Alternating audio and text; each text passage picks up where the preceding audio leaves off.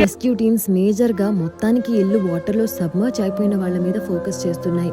కానీ అపార్ట్మెంట్స్ లో స్టక్ అయిపోయిన వాళ్ళు ఇగ్నోర్ అయిపోతున్నారు. కొందరు వాలంటీర్స్ అయితే ఇళ్లలో చిక్కుకున్న వాళ్ళ కోసం ఫుడ్, వాటర్ లాంటివి పాస్ చేయడం కోసం హెల్ప్ కూడా చేస్తున్నారు. ఏపీ డిజాస్టర్ మేనేజ్మెంట్ వాళ్ళు కంటిన్యూస్ గా అలర్ట్స్ పంపిస్తున్నారు. కానీ ఆ అలర్ట్స్ అందుకోవాల్సిన వాళ్ళకి అక్కడ నెట్వర్కే లేకపోవడం వల్ల ఏం అర్థం కావట్లేదు. ధైర్యం చేసి ఇక్కడ నుంచి వెళ్లిపోదాం అనుకుంటే ఆ ఫ్లడ్ వాటర్స్ లో ఈదుతున్న పాముల్ని చూసి ఆగిపోతున్నారు. ఇంకా మా ఆయన అజిత్ సింగ్ నగర్ కొత్తింట్లో ట్రాప్ అయిపోయిన మా ఇన్లాస్ ని ఎలాగైనా బయటికి తీసుకొచ్చి సేఫ్ ప్లేస్ లో షిఫ్ట్ చేయాలి అని పర్సనల్ గా వెళ్ళి వాళ్ళ మదర్ ని ఎత్తుకొని మిగతా వాళ్ళని సేఫ్ గా నడిపించుకుని బయటికి తీసుకొచ్చేసి హైదరాబాద్ కి స్టార్ట్ అవ్వడానికి విజయవాడ హైదరాబాద్ హైవే కాకుండా సత్తెనపల్లి రూట్ తీసుకోమని అందరు సజెస్ట్ చేశారు. అది కూడా ట్రాఫిక్ తో గ్రిడ్ లాక్ ఉంది. నర్సరావుపేట రూట్ తీసుకుని హైదరాబాద్ కి బయలుదేరిపోయి ఏ ట్రాఫిక్ లేకుండా సేఫ్ గా హైదరాబాద్ చేరుకున్నాం. ఎవరైనా ఇలాంటి సిచ్యువేషన్ లో ఉంటే ఈ రూట్ తీసుకుని సేఫ్ గా హైదరాబాద్ కి వచ్చేసేయండి. And do pray for Vijayawada.